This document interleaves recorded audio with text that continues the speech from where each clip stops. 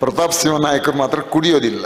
ಈಗ ಅವರಿಗೆ ನಾನು ವಿನಂತಿಯನ್ನು ಮಾಡೋದು, ಪ್ರತಾಪ್ ಸಿಂಹರೇ ನೀವು ಸ್ವಲ್ಪ ಟ್ರೈ ಮಾಡಬೇಕು, ಸ್ವಲ್ಪ.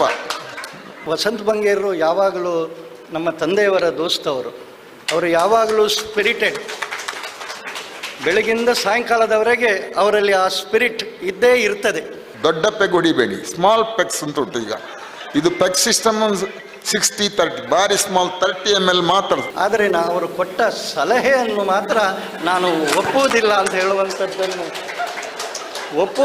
ಹೇಳುವಂಥದ್ದನ್ನು ಹೇಳಿ, ಅವರು ಎಷ್ಟೇ ಹಿರಿಯರಾದರೂ ಈ ಮಟ್ಟಿಗೆ ನಾನು ಅವರ ಮಾತನ್ನು ಕೇಳೋದಿಲ್ಲ ಅಂತ ಹೇಳುವಂಥದ್ದನ್ನು ಅವರಿಗೆ ಹೇಳ್ತಾ, ನಿಮ್ಮ ಅಮಲು ನಿಮಗೆ, ನನ್ನ ಅಮಲು ನನಗೆ. 4-5 ಕಾರ್ಯಕ್ರಮಗಳನ್ನು ಉದ್ಘಾಟನೆ ಮಾಡುವಂಥ ಕಾರ್ಯಕ್ರಮ ಇತ್ತು. ನನಗೆ ಪೆಗ್ಗಿನ್ ಬಾರ್ನ ಉದ್ಘಾಟನೆ ಮಾಡುವಂಥ ಅವಕಾಶ ನನಗೆ ಕಲ್ಪಿಸಿಕೊಟ್ಟಿದ್ದರು. ದೇವರಲ್ಲಿ ಪ್ರಾರ್ಥನೆಯನ್ನು ಮಾಡಿ ಪೆಗ್ಗಿನ್ ಬಾರನ್ನು ಉದ್ಘಾಟನೆ ಮಾಡಿದ್ದೇನೆ ಅಂತೇಳಿ ಘೋಷಿಸಲು ಸಂತೋಷ ಪಡ್ತಾ ಇದ್ದೆ. ಕೆಲವರು ಈಜುಕೊಳ ಉದ್ಘಾಟನೆ ಮಾಡುವಾಗ ಈಜುಕೊಳಕ್ಕೆ ಹಾರಿ ಉದ್ಘಾಟನೆ ಮಾಡ್ತಾರೆ. ಪೆಗ್ಗಿನ ಬಾರ್ ಉದ್ಘಾಟನೆ ಮಾಡುವಾಗ ಒಂದು ಪೆಗ್ ಹಾಕಿ ಉದ್ಘಾಟನೆ ಮಾಡ್ತಾರೆ. ಆದರೆ ನಾನು ಪೆಗ್ ಹಾಕೋದನ್ನು ಬಿಟ್ಟು ಒಂದು 8 ವರ್ಷ ಆಯಿತು. ಆದ್ದರಿಂದ ವಿಜಯ್ ಡಿ ಕುಂದ್ರೆ ವಿಷಾದ ವ್ಯಕ್ತಪಡಿಸ್ತಾ ಇದ್ದೇನೆ. ಆದರೆ ಹೆಚ್ಚು ಜನರನ್ನು ಕುಡಿಸುವಂಥ ಕೆಲಸವನ್ನು ನಾನು ಮಾಡ್ತೇನೆ ಅಂತ ಹೇಳುವಂಥ ಮಾತನ್ನು ಈ ಸಂದರ್ಭದಲ್ಲಿ ಹೇಳ್ತಾ ಇದ್ದೆ. ಮಿತಿ ಮೀರಿ ಕುಡಿಬೇಡಿ, ಕುಡಿಸೋದು ದೊಡ್ಡ ತಪ್ಪೆ. ಆದರೆ ವಿಜಯ್ ಡಿ ಕುಂದ್ರಿಗೆ ವ್ಯಾಪಾರ ಆಗಬೇಕು. ವ್ಯಾಪಾರ ನಡೆದಿದ್ರೆ ಈ ವ್ಯವಹಾರ ನಡೆಯೋದಿಲ್ಲ. ಎಲ್ರಿಗೂ ಶೋಕಿ, ಗಂಡಸರು ಮಾತ್ರ ಕುಡಿಯೋದಿಲ್ಲ, ಹೆಂಗಸರು ಕುಡಿತೀರ ನನಗೆ ಗೊತ್ತು. ನಮಗಿಂತ ಜಾಸ್ತಿ ಕುಡಿಯೋರು ನೀವು. ನಿಮ್ಮನ್ನು ದೂರುವಂಥದ್ದಲ್ಲ, ನಿಮ್ಮ ಹತ್ರ ಶಕ್ತಿ ಇದೆ, ನಮ್ಮ ಹತ್ರ ಗಂಡಸಂತ್ರ ಆ ಶಕ್ತಿ ಇಲ್ಲ. 2 ಪೆಗ್ ಹಾಕಿದ ಕೂಡಲೇ ನಾವು ಹೀಗಾಗಲಿಕ್ಕೆ ಶುರು ಆಗ್ತೇವೆ. ನೀವು 4 ಪೆಗ್ ಹಾಕಿದರೂ ನೇರವಾಗಿ ಇರ್ತೀರಿ.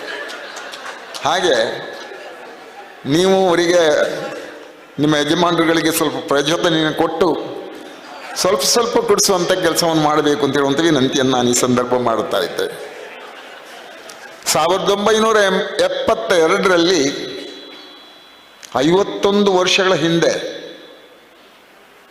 ಬೆಳ್ತಂಗಡಿಯಲ್ಲಿ 3 ಸ್ಟಾರ್ ವೈನ್ ಸ್ಟೋರ್ ಅಂತೇಳಿ ನಾನು ಶುರುವಿಗೆ ಉದ್ಘಾಟನೆ ಮಾಡಿದ್ದು ಅಂತ ಹೇಳಲಿಕ್ಕೆ ನಾನು ಈ ಸಂದರ್ಭ ಹೇಳ್ತಾ ಇದ್ದೇನೆ. 51 ವರ್ಷಗಳ ಹಿಂದೆ. ಅದರ ನಂತರ ಅನೇಕ ಬಾರ್ಗಳಾದವು, ಅನೇಕ ವೈನ್ ಸ್ಟೋರ್ಗಳಾದವು. ಹೆಚ್ಚಿನದನ್ನು ನಾನು ಉದ್ಘಾಟನೆ ಮಾಡಿದ್ದೇನೆ ಅಂತ ಹೇಳಲಿಕ್ಕೂ ನಾನು ಸಂತೋಷ ಪಡ್ತಾ ಇದ್ದೇನೆ. ಈ ಗ್ರಾಮ ಕುವೆಟ್ಟು ಗ್ರಾಮ. ಕುವೆಟ್ಟು ಗ್ರಾಮದ ಇದು ನನ್ನ ಗ್ರಾಮ. ಕುವೆಟ್ಟು ಗ್ರಾಮ ಇದು ನನ್ನ ಗ್ರಾಮ. ಇದು ಪುಟ್ಟ ಗ್ರಾಮ. ಈ ಪುಟ್ಟ ಗ್ರಾಮದಲ್ಲಿ 3 ಬಾರ್ಗಳಿವೆ, 1 ವೈನ್ ಸ್ಟೋರ್ ಇದೆ, 4 ಕಡೆ ಕೊಡಿಸ್ತಾ ಇದ್ದಾರೆ. ಇದು 4ನೇ ಕಡೆ ಕೊಡಿಸುವಂಥದ್ದು. 4 ಕಡೆನೂ ಚೆನ್ನಾಗಿ ಕೊಡಿಸಿ, ಮಿತಿ ಮೀರಲಿಕ್ಕೆ ಬಿಡಬೇಡಿ. ಮಿತಿ ಮೀರಿದರೆ ಅನಾಹುತ ಆಗುತ್ತೆ, ಅದಾಗಬಾರ್ದು. ಮಿತಿ ಮೀರದಂತೆ ಕೊಡಿಸಿ ಅಂತ ಹೇಳುವಂಥ ವಿನಂತಿಯನ್ನು ನಾನು ಈ ಸಂದರ್ಭದಲ್ಲಿ ಮಾಡ್ತೇನೆ. ವಿಜಯ ಡಿ ಕುನ್ನಾರ್ ಅವರು ಈ ಗ್ರಾಮದಲ್ಲಿ, ಈ ಊರಿನಲ್ಲಿ ಹುಟ್ಟಿದವರು. ಅವರು ವೃತ್ತಿಯಲ್ಲಿ ವಕೀಲರು. ನಮ್ಮ ಶಶಿಧರ್ ಶೆಟ್ಟಿಯವರ ಪ್ರಾಥಮಿಕ ಶಾಲೆಯಲ್ಲಿ ಕ್ಲಾಸ್ಮೇಟ್ ಅಂತ ಹೇಳಿದರು. ಒಟ್ಟಿಗೆ ಗುರುವಾಂಕೆರೆಯ ಶಾಲೆಯಲ್ಲಿ ಓದಿದವು. ಈಗ ವಕೀಲರಾಗಿ ಬೆಳ್ತಂಗಡಿಯಲ್ಲೂ ಕೂಡ ದುಡಿದಿದ್ದಾರೆ ಅಂತ ಹೇಳುವಂಥದ್ದನ್ನು ಕೇಳಿದೆ, ನನಗೆ ಗೊತ್ತಿಲ್ಲ. ಅವರ ಅಜ್ಜ ಕಾಶ್ಮೀರ್ ಮ್ಯಾನೇಜರ್ಸ್. ಅವರು ಬಟ್ಟೆ ವ್ಯಾಪಾರ ಮಾಡ್ತಿದ್ರು.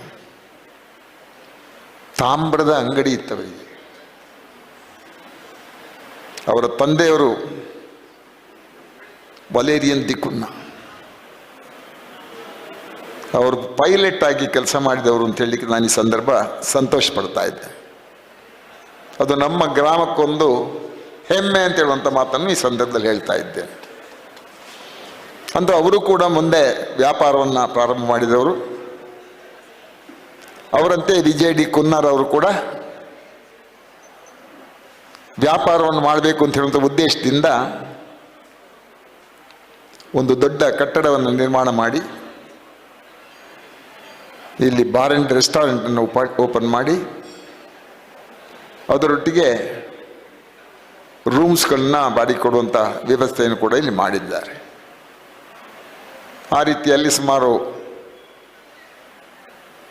4 ಕೋಟಿಗೂ ಮಿಕ್ಕಿ ಹಣವನ್ನು ವ್ಯಯಿಸಿ ಈ ದೊಡ್ಡ ಬಿಲ್ಡಿಂಗನ್ನು ನಿರ್ಮಾಣ ಮಾಡಿದ್ದಾರೆ. ಈ ಒಂದು ದೊಡ್ಡ ಬಿಲ್ಡಿಂಗ್ ಬಂದದ್ದು ನಮ್ಮ ಊರಿಗೆ ಒಂದು ಗೌರವ ಅಂತ ಹೇಳುವಂಥ ಮಾತನ್ನು ಈ ಸಂದರ್ಭದಲ್ಲಿ ಹೇಳಲಿಕ್ಕೆ ನಾನು ಇಷ್ಟಪಡ್ತೇನೆ. ಹೆಚ್ಚು ಜನ ವ್ಯಾಪಾರಕ್ಕೆ ಬರಬೇಕು. ಇಲ್ಲಿ ಫ್ಲೋಟಿಂಗ್ ಪಾಪ್ಯುಲೇಷನ್, ಗುರುವಾಯೂರು ತಂಗೋರು ಕಮ್ಮಿ. ನಮ್ಮ ವಿಜಯ್ ಡಿ ಕುನ್ನರ ಲಾಜಿನಲ್ಲಿ ತಂಗಬೇಕು ಅಂತೇಳಿಯೇ ಬಂದು ಇಲ್ಲಿ ತಂಗಬೇಕು.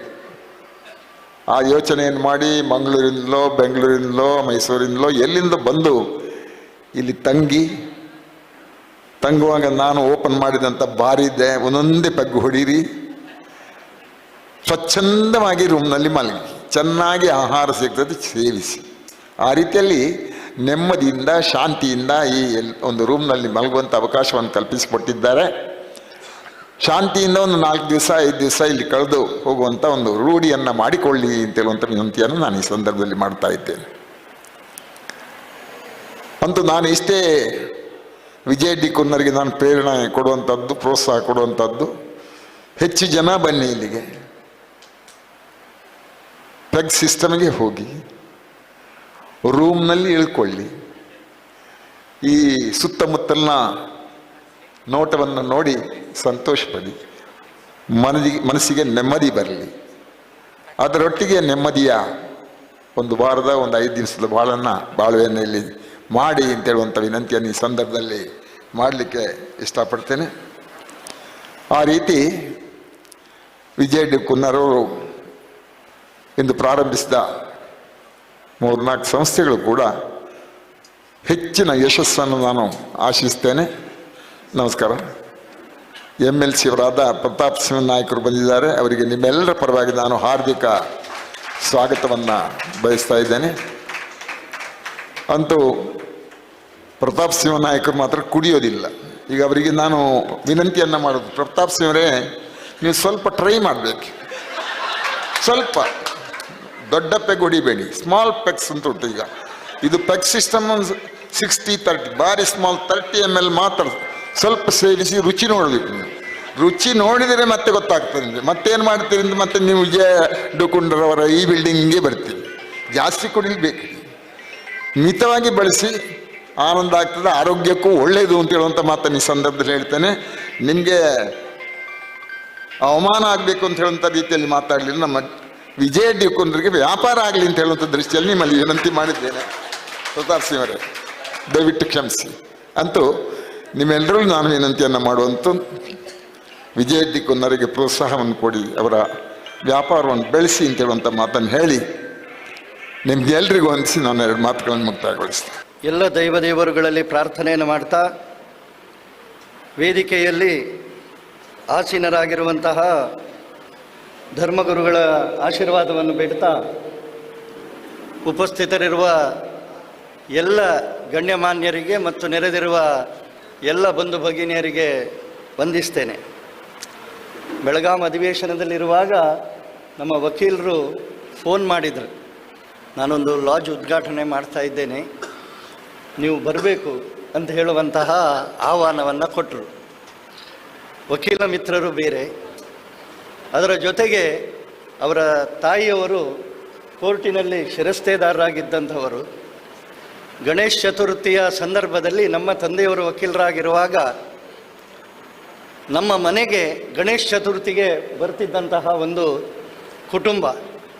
ಹಾಗಾಗಿ ಅವರ ಪ್ರೀತಿಯ ಕರೆಗೆ ಹೋಗೊಟ್ಟು ಒಂದು ಜೀವನದಲ್ಲಿ ಅತ್ಯಂತ ಅಭಿವೃದ್ಧಿಯನ್ನು ಕಾಣ್ತಾ ಇರುವಂತಹ ಈ ಕಾಲಘಟ್ಟದಲ್ಲಿ ಸಮಾಜಕ್ಕೆ ಬೇಕಾಗುವಂತಹ ರೀತಿಯಲ್ಲಿ ಒಂದು ಕಟ್ಟಡ ಉದ್ಘಾಟನೆ ಮಾಡ್ತಾರೆ ಅಂತ ಹೇಳುವಾಗ ಸಹಜವಾಗಿ ನಾನು ಹಿಂದೆ ಮುಂದೆ ಏನು ಆಲೋಚನೆ ಮಾಡದೆ ಅವರ ಪ್ರೀತಿಗೆ ಹೋಗೊಟ್ಟು ನಾನು ಈ ಕಾರ್ಯಕ್ರಮಕ್ಕೆ ಬಂದಿದ್ದೇನೆ.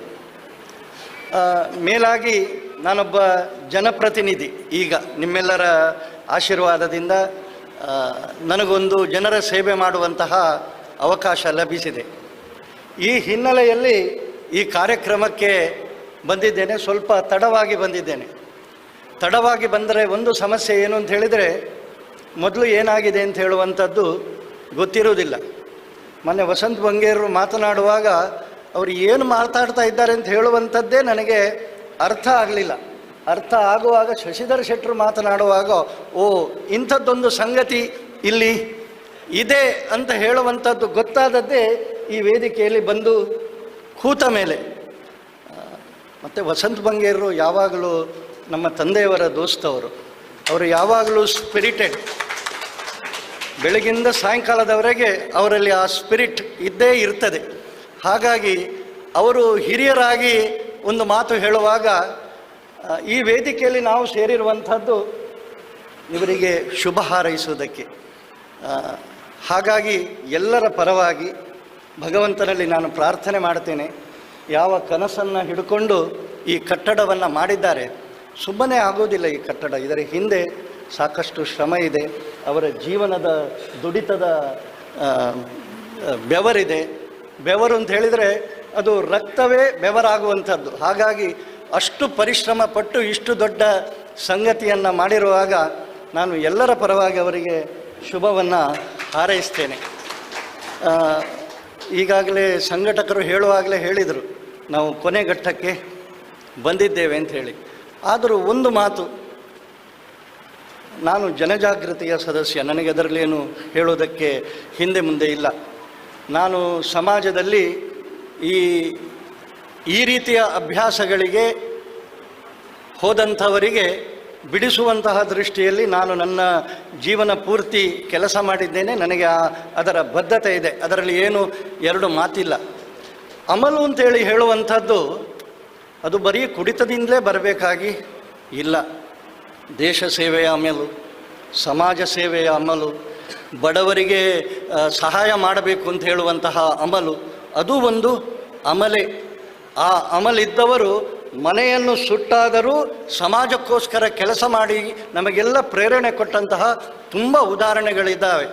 ಬಡವರ ಬಗ್ಗೆ ಕಳಕಳಿ ಇದ್ದು ಕೆಲಸ ಮಾಡಿದಂಥವರಲ್ಲಿ ನಮ್ಮ ತಾಲೂಕಿನಲ್ಲಿ ವಸಂತ ಬಂಗೇರರು ಕೂಡ ಒಬ್ಬರು. ಅದರಲ್ಲಿ ಏನು ಎರಡು ಮಾತಿಲ್ಲ. ರಾಜಕೀಯವಾಗಿ ಎಷ್ಟೋ ಸಂಗತಿಗಳು ಬರುತ್ತದೆ ಹೋಗ್ತದೆ, ಆದರೆ ಅವರ ಬದ್ಧತೆಯನ್ನು ನಾನು ಪ್ರಶ್ನಿಸುವುದಿಲ್ಲ. ಆದರೆ ಅವರು ಕೊಟ್ಟ ಸಲಹೆಯನ್ನು ಮಾತ್ರ ನಾನು ಒಪ್ಪುವುದಿಲ್ಲ